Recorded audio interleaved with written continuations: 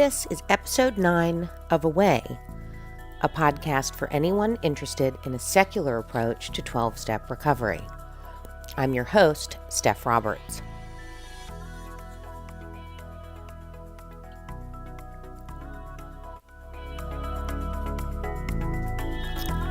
Hey everyone, it is the morning of December 28th, 2018. I'm already saying 2019 in my head, always getting ahead of myself. We're going to hop right into chapter 5, page 58, how it works in the big book. And if you've listened to me, you know by now I go off on little tangents, mini vents, so that may happen.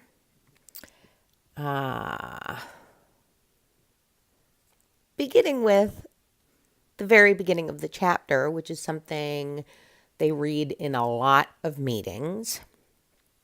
I'm going to read it now, and then I'm going to tell you what about it I find difficult and what about it I like. And we'll move on from there.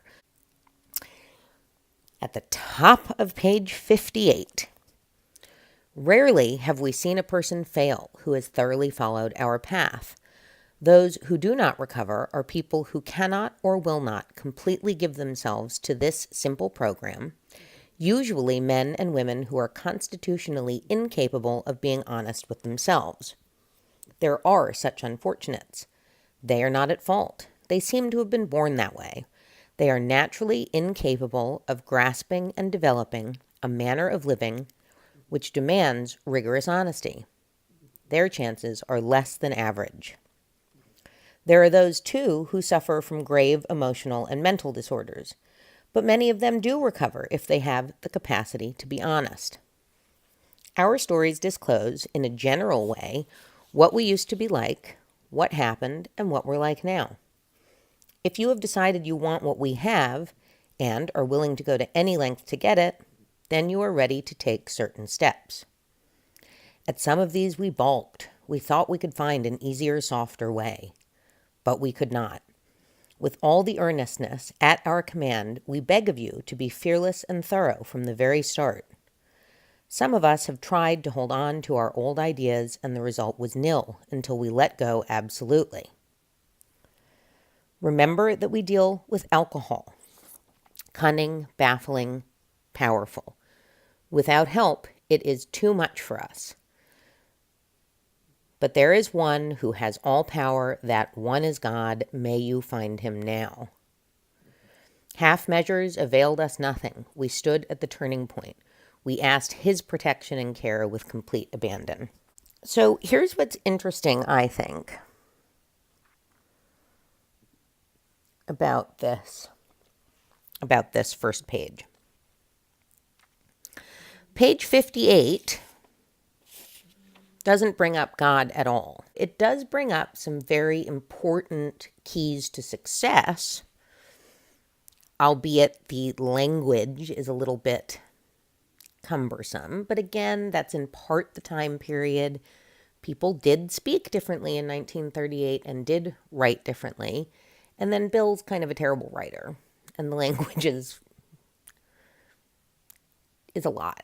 But if we can set aside those criticisms, I'm just going to go through kind of line by line and say the bits with which I agree and the bits with which I don't necessarily. Rarely have we seen a person fail who has thoroughly followed our path. I'm not certain that's factual. Maybe then it was, but you had many fewer people doing it. So it's sort of irrelevant now. Those who do not recover are people who cannot or will not completely give themselves to this simple program. That should really say those who do not recover using this method, using this program. I don't know about then. I don't have facts or figures for then. Now, I think there are more ways to recover. And many of us in AA discredit that or don't believe that, but we don't see those people because they're not in the rooms of AA. So just because they're not right in front of you doesn't mean that sobriety isn't happening for people in other ways and using other means. This is not the only way. This is one way that works for some people. I don't know what "they are not at fault, they seem to have been born that way" really means, so I just ignore that.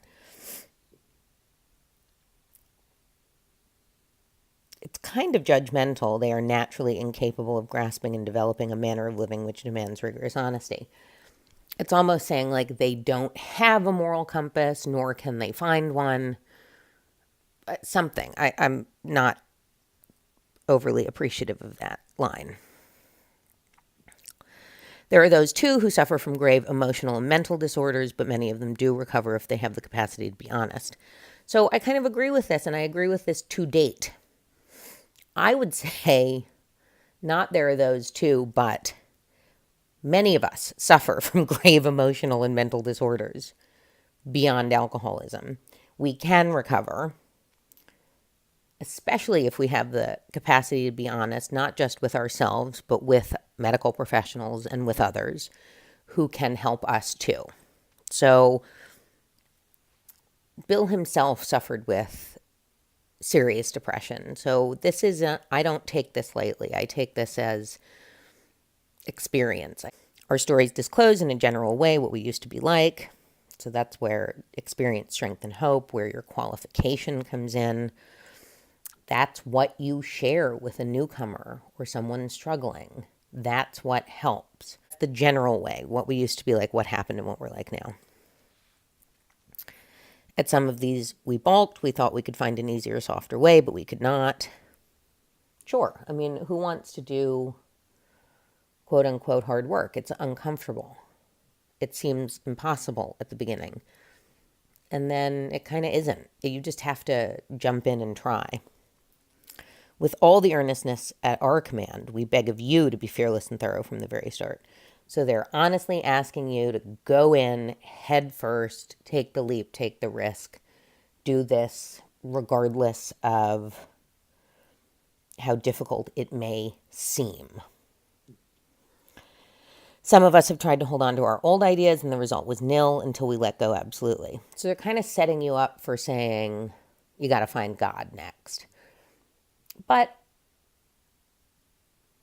if, as we've discussed in past podcasts, we redefine spiritual, or we take out the celestial aspect of spiritual, and we think of it as a complete shift in moral psychology, then that's what this is setting you up for. I have to let go of the old ideas that are clearly hurting me now, even if they once helped me. Remember that we deal with alcohol, cunning, baffling, powerful. That's right. That's what AA is designed for, to help you with the drink problem. By helping you with the drink problem, you can find help for the living problem if you have one. For some people, removing the drink problem will be enough. For others, like myself, it was not, and I needed to seek more help. Good segue into the next sentence. Without help, it is too much for us. Just cross out the next lines, but there is one who has all power. Just cross them out. That sentence is perfectly true for those of us who found the help we needed for our addiction in a 12-step program. Without help, it was too much for us. Without help, I could not stop drinking. Without help, I could not stop using cocaine. That help came to me in the form of human beings in the rooms of AA and other 12-step programs. I did some work once I cleared up the drinking problem and the drug problem with the help of others. I then went on to seek the help of medical professionals for other mental illness, including, in my case, depression, social anxiety, panic, and sort of OCD, though not in the classic definition or what you think of when people say OCD. I think AA is at its core a great cognitive behavioral therapy method because you are working on arresting the obsessive thinking before it takes hold completely, and then changing or ending the compulsive behavior. So replacing the compulsive behavior of drinking with a new, better behavior, a new, healthier behavior. Without help, it is too much for us. That's right. That help just doesn't have to be God. I do understand that many believers who have a personal relationship with God, not the most dogmatic necessarily, may very well believe that by asking for help, which is something so against your nature perhaps, and by receiving that help and the people who reach out their hands to help you, that God is at work within them, that God is in the background guiding you together. I just think that's the goodness inherent in the human animal. That is what many people believe to be God, conscience. I struggle with the idea of God being behind it because I struggle with the idea of, well, why not everyone?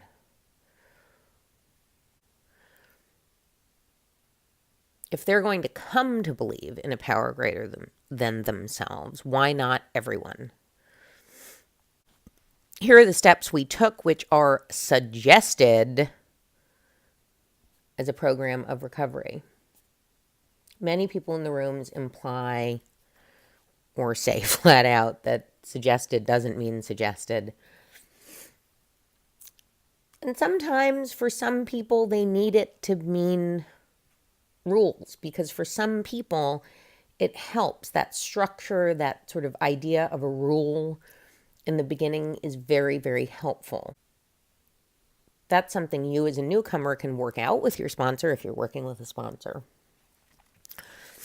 Anyway, the book says suggested. I'll read them as is, and then I'll tell you how I read them in my head. Because regardless of what anybody says ever, we all come at everything with our own experiences coloring our view. Our paradigm has an effect. With something like this, there really isn't one objective, factual way to look at it. Even the writers of the steps came at it with their own perspective. So to say that I can't reframe this in my mind, to say that I can't reframe this when I'm working with a sponsee, believer or not, is not only incorrect and dismissive, but it is unfair and potentially dangerous. 1, we admitted we were powerless over alcohol, that our lives had become unmanageable. 2, came to believe that a power greater than ourselves could restore us to sanity. 3, made a decision to turn our will and our lives over to the care of God as we understood him. 4, made a searching and fearless moral inventory of ourselves. 5, admitted to God, to ourselves, and to another human being the exact nature of our wrongs. 6, we're entirely ready to have God remove all these defects of character. 7, humbly asked him to remove our shortcomings. 8, made a list of all persons we had harmed and became willing to make amends to them all. 9, made direct amends to such people wherever possible, except when to do so would injure them or others. 10, continued to take personal inventory and when we were wrong, promptly admitted it. 11, sought through prayer and meditation to improve our conscious contact with God as we understood Him, praying only for knowledge of His will for us and the power to carry that out. 12, having had a spiritual awakening as a result of these steps, we tried to carry this message to alcoholics and to practice these principles in all our affairs. I just want to say there are some wonderful ideas in here and ideas that you would use in cognitive behavioral therapy. And if you take out the God parts, you actually have a pretty practical approach to building a foundation on which to build a new life. You don't have a practical approach to all of life. You have a practical approach to cleaning house, to getting rid of the stuff that is holding you back from being your best self and being the best citizen of the world you can be. So here's how I read them, on how I might read them with a sponsee, especially a sponsee who's struggling. 1, I admitted I was powerless over alcohol, that once I took a drink, my life became both unmanageable and unbearable. 2, came to believe that I could not stop drinking without help, and I asked for help. 3, now that I had asked for help, I decided to take the advice and suggestions of the people who seemed to have solved the same problem I needed to solve. 4, wrote down a list of really vivid bad memories where either I had been mistreated or I had mistreated someone else, and tried to think about them with at least a little objectivity. 5, talked to my sponsor about the list, listened without defensiveness to her take on it. Together, we identified some of the patterns of behavior that weren't really making my life better anymore, even if they once had. We also looked at the events where I really was the victim and acknowledged the pain or anger I felt because of those. 6, having identified the patterns or behaviors that were hindrances, I tried to catch myself in the act, so to speak. How did I do that? By being more mindful of my thoughts and actions. The more I noticed these unhelpful patterns and thoughts, the more I wanted to be rid of them. 7, in light of that, I made an effort to change them one by one. Every time I heard myself saying to myself, for example, "You're disgusting and fat," I would stop and say instead, "You're not disgusting, you're attractive. And more than that, you're funny and you're kind." Or if I found myself criticizing other people, I would stop and ask myself, why am I being so critical? Oftentimes, it was my own discomfort in a situation, and once I acknowledged that, it was a lot easier to rid myself of useless judgment. 8, pretty straightforward. I thought back about when I was mean or got angry for no real reason or lashed out because I was hurting, generally behaved like an asshole. I wrote that down. 9, I took that list, made a few calls, sent some emails, kept it simple, but mean it, right? Because words are pointless in the end. Seriously be willing to do the right thing or don't make the amends. Not yet, anyway. It is a lot more helpful to you if you mean it and you're really doing it because you mean it and you want to make an amends, not just in words, but in behavior.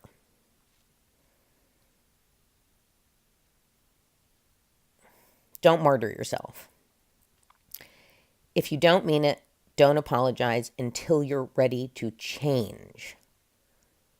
That means the actions, until you're willing to change your actions to reflect your new way of thinking. I also make a suggestion, and I'll get into this again later on this step, that was made to me in the beginning, which really helped when I made the list of people to whom I needed to make the amends.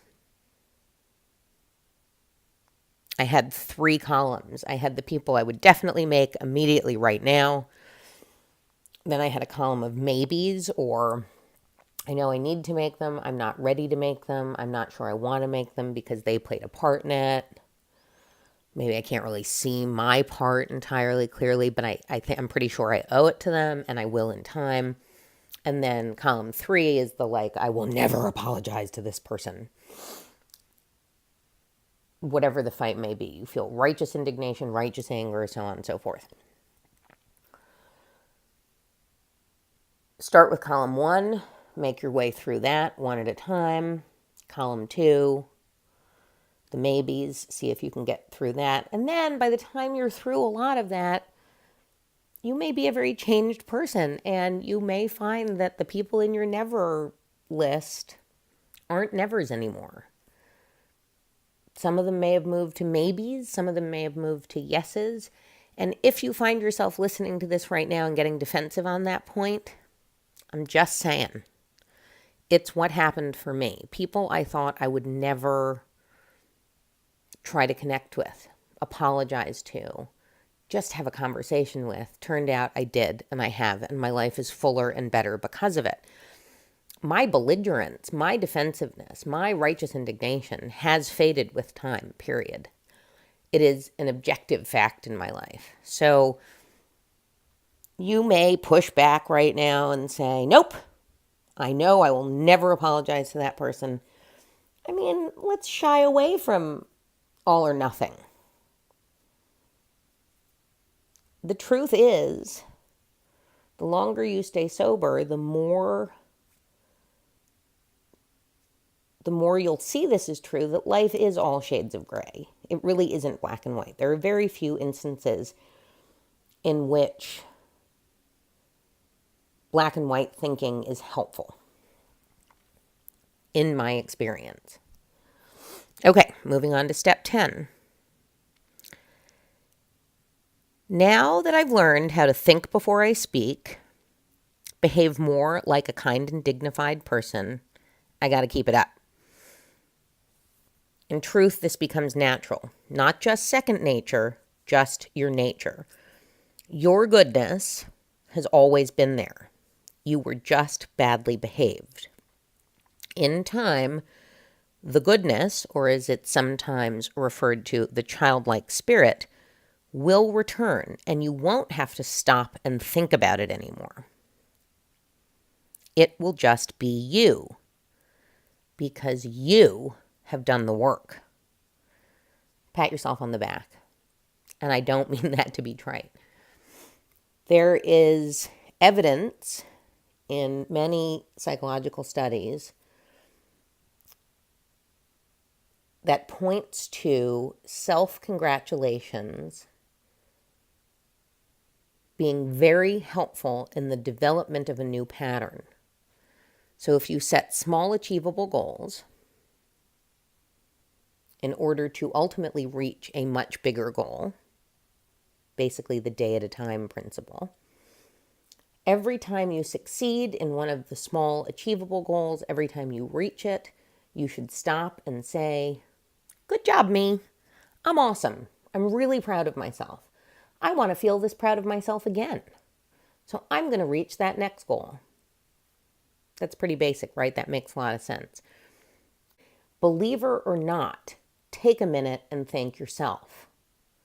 That doesn't mean don't show gratitude to the many people who have helped you there. Acknowledge them too. I wouldn't have gotten here without this person, this person, this person. But I still did it. I did it. I did it. Take a minute. Believer or not, take a minute.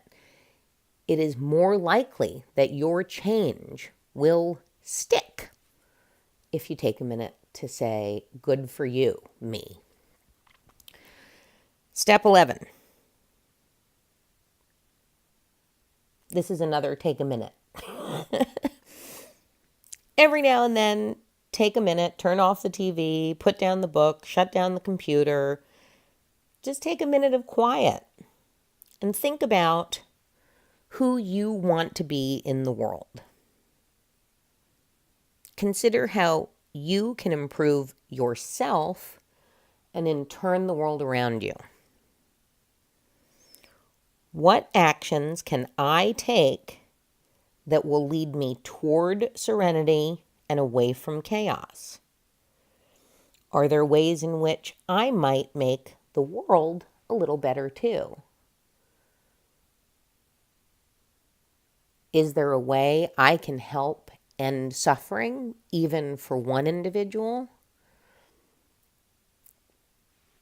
In my experience, it certainly helps to end your own suffering first. And there's a reason people always say, put the oxygen mask on yourself first.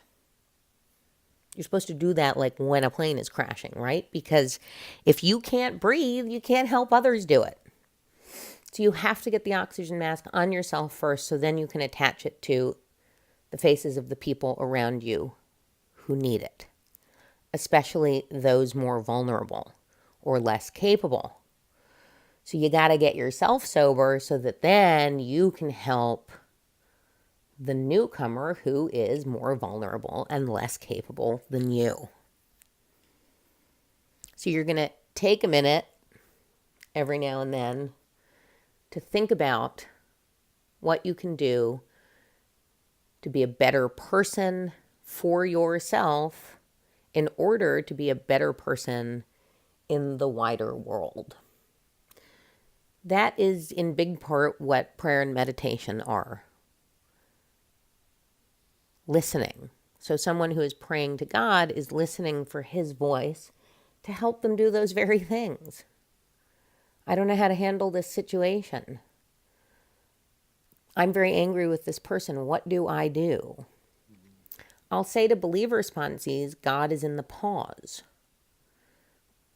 That is to say, respond, don't react. Take a minute. Slow down. You may have every right to get angry, but it also matters how you get angry and how you express it. Take a minute. Before everything, when there's chaos, don't make any big decisions. Take a minute. And last but not least, step 12, keep doing it. Help others, reduce suffering, be kind, and don't stop. Don't stop reaching out your hand to help others, not just in the rooms of AA, but in life in general. Be mindful of other people. Keep doing that. There's no end to this. You've built your foundation, but now it's your job to continue to be the best person you can. Continue to take care of yourself. There's no like, well, I got sober and I have meds, so now I'm all done. A yoga pose has no end. You can always go further and deeper into it. That's why yoga is called a practice. That's why they talk a lot in this book about progress, not perfection. There's no end. We are, or should be, always making an attempt to be a better person, not just for ourselves, but for the world. How can I be more helpful? That might mean my first step is taking care of some shitty thoughts in my head, taking care of some other bad behaviors. So it may initially be selfish because I got to put the oxygen mask on myself first. If I am putting a lot of effort into changing a quote-unquote defect in my personality in order to ultimately become a better daughter, I am working on being less defensive when I perceive my mother's words as criticism. I am working on acceptance that her criticism is coming from something within her and has little to do with me. I'm working on that so that I can be a better daughter to her, so that I can be kinder, so that I can enjoy a relationship of some kind with her as she gets older, so that I don't have the same regrets when I inevitably lose her as I do with my father, who died when I was young and still incredibly selfish in bad ways, and did not give him enough of myself. So that's a long way around saying something relatively simple. But in order to find a more peaceful relationship with her, I'm the one who may need to do some changing. She may never change. How important is it to me to have a good relationship with her? Very. To that end, are there things I am willing to change about my own behavior to make that happen? Yes. Life is easier for me when I let other people be themselves, and I focus on being my best self. All right, that is a wrap for episode 9. We'll finish up, hopefully, with how it works in episode 10. In the meantime, I hope you have a fantastic day, whatever day this is for you. And I hope I've helped. I hope I've given you a little hope if you haven't felt any yet. And I hope this has made you feel like no matter what, there is a way.